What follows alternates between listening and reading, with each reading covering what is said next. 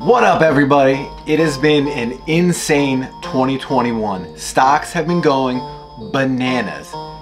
Not the good banana. But we start off with an earnings alert on Peloton shares are plunging down more than 25%. Christina Parsonevelis has got all the details. Christina. The S&P was up basically 25% in 1 year, which is insane, followed by a strong year the year before. A lot of people are at their all-time lows in their account. Why? Because you pick the wrong stocks. If you're watching this video, you are probably lost and you have some disposable income that you want to put in the market, and I am here to help. I've been trading since 2010. I worked at a hedge fund, started my own business after that. Some stocks are down 80% by the end of 2021. So if you make one wrong move, just one, it can wipe your entire account out. Now, what should you do if you have money to invest in 2022? If you are sick of these wild swings, you're up 5%, you're down 5%, you're up 10%, you're down 20%. It's not fun, and I'm here, a man of the people, to help you. I want to help you guys navigate this market, and there's 5 specific stocks that I think are going to run specifically in 2022 for a number of reasons. I don't want you to get caught in these high-flying tech stocks which can lose 80% of their value. These are the type of companies that are based on sales, expected sales in the future. With interest rates moving higher, that's a dangerous game to play. You need to pick companies that actually do things, actually make revenue year over year, and they have a CEO who knows how to grow the business even in a tough environment. So let's get into it. What up, everybody? Welcome to my channel. Crispy Shorts here. I've been out of the game for a little bit. I've been trading stocks, trading my tits off all year.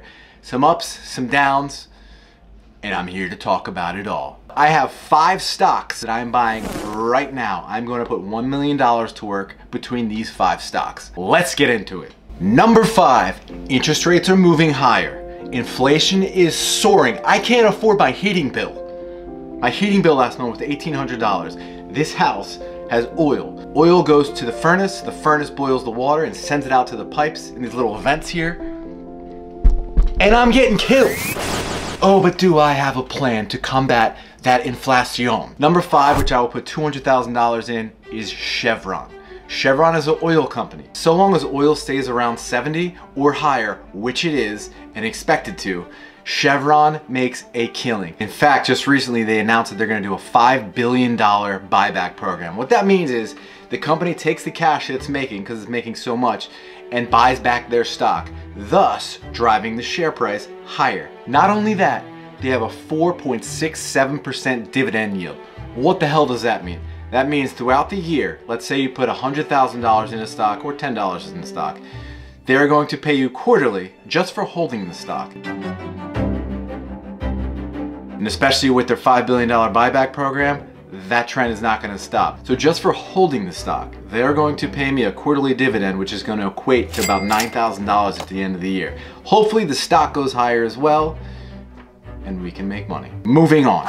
Number 4. We are in an absolute revolution of electronic vehicles. Now, it's really easy to get caught up in the mania and get caught buying one of these high flyers that becomes not a high flyer. It's got a targeted 775 pound-feet of torque. Think Nikola. The stock went from $40 down to $5. You want a good company who's got the infrastructure to build cars.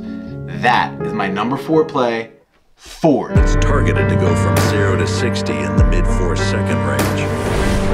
It's a driving experience that's pure, unfiltered exhilaration. Ford is at the forefront of the electronic vehicle space. They just reinstated their quarterly dividend, and their CEO, Jim Farley, literally said, "I'm coming after you, Elon Musk." Tesla is also a winner, but it's really volatile. So I suggest if you don't want that pain, you get into Ford. Honestly, I don't have an electric vehicle yet, but with the price of gas where it is today, thank God I bought Chevron, it's becoming more and more enticing. My gas bill is insane. I literally fill up my gas tank once a week for $100. I'm going broke out here. So hopefully, Chevron will offset that if I eventually get the Ford F-150 Lightning.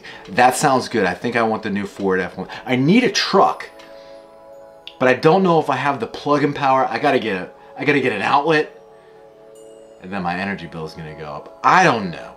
Ford, my number 4 pick. My number 3 pick, and this is a really important pick. As we talked about earlier, interest rates are going higher. What does that mean? With interest rates moving higher, that's gonna be bad for tech stocks. Now, without complicating it, when interest rates move higher, it's bad for technology companies because their valuations are based on future earnings. Those future earnings are worth less now as interest rates move higher. So in a low interest rate environment like we had in 2020, tech stocks soared. That may not be the case this year. The companies that benefit from higher interest rates are banks. The money you have in your bank, the bank will lend that out to people who are trying to finance a house, construction, cars. So the difference that they charge consumers for their loans and the money that they pay you for holding money in their bank, when you get a little bit of a check every month in your savings account, that difference is called the net interest margin. So as interest rates rise, banks significantly benefit from this.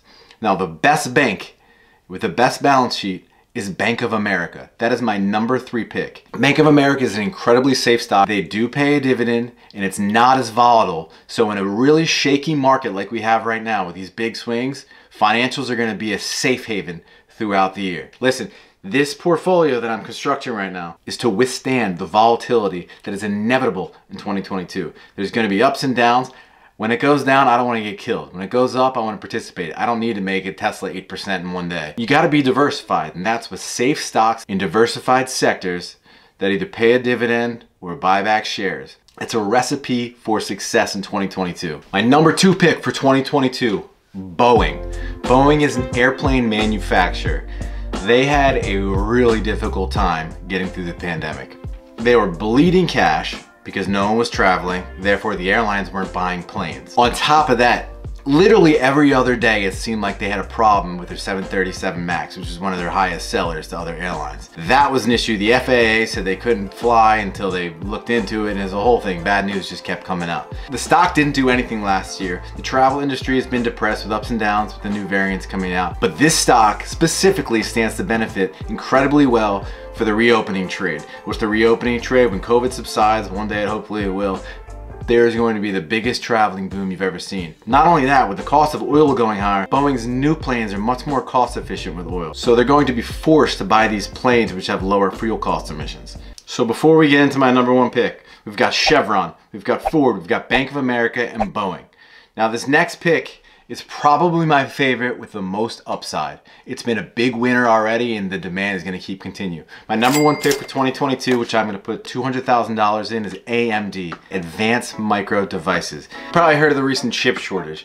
So AMD makes chips for some of the most important items in cars, gaming devices, computers. The demand is insane. The CEO, Lisa Su, has said the demand will not stop and it's looking better. They're also acquiring a company called Xilinx. That deal's getting approved right now. It's been a big winner. The stock came from $5. It's now at $130. I think it's gonna be one of the biggest winners in 5 years. Could be a $1,000 stock. Who knows? Damn it, you are handsome. So I hope that helps. These are the 5 stocks that I'm getting into, and I think they're really diversified and really safe. Now AMD's probably got the most room for growth, but it is a volatile stock, so be careful how you enter. I think 130 here is a good entry point. I'm really excited for 2022. I'm changing my investment strategy. Last year, it was so chaotic, so crazy. If you're feeling like you got washed around like a rag doll, it's true. Hedge funds know exactly what they're doing. They play games with people. They try and wash everybody out. And the time you panic and sell, that's when they buy. What you want to do is put money into safe stocks. Do not chase the high flyers because they always pull back, and the pullbacks are disgusting. If you want to make some speculative plays, put 1 to 2% in. Now, a good rule of thumb when you guys invest, no stock should be more than 3% of your portfolio. Now that may change based on how much you love a company, but that's the safest way not to get killed. No matter how good the company, like PayPal, came from 300 to 180, that hurts. That's down like 40%. So if you're over leveraged into one single stock, it's called single stock risk. That can really hurt you. You gotta have a diversified portfolio. And that is going to be the key to making money in 2022. I think it's gonna be a volatile year. Even tech stocks, they can keep falling if interest rates going higher. Not that they will, but you wanna have protection against that. So remember what we said, as interest rates go higher, you wanna own some banks, Bank of America, and oil, Chevron. Now there's a lot of other stocks that I'm in love with, but these are my 5 favorite, and these are the ones I'm allocating capital to today. I'm excited. It's gonna be a good year. 2021 was tough. The swings were nuts. I did a lot of stuff on Instagram for you guys and explained how I was trading throughout the day, and I got a lot of interest. So I'm gonna move that personal finance and investment advice onto YouTube. I'm really excited about it. I'm gonna be really good about answering questions and videos that you guys wanna see, whether it's how to buy a mortgage, how to improve your credit, how to get in and out of a stock if you're more of a trader. This feels really good for me. I like talking to you guys about my portfolio and what the moves I'm making. I know a lot of people on Instagram, but I was getting DMs every day. More stock talk, more stock talk. So I'm gonna get back to it. Remember, investing is a long-term game. Don't try and hit it big quick. So lots to discuss. Hope this was helpful. I'll see you guys ASAP. And what was I gonna say? Banks will lend that money out. Banks will lend the deposits that you make, the money you have.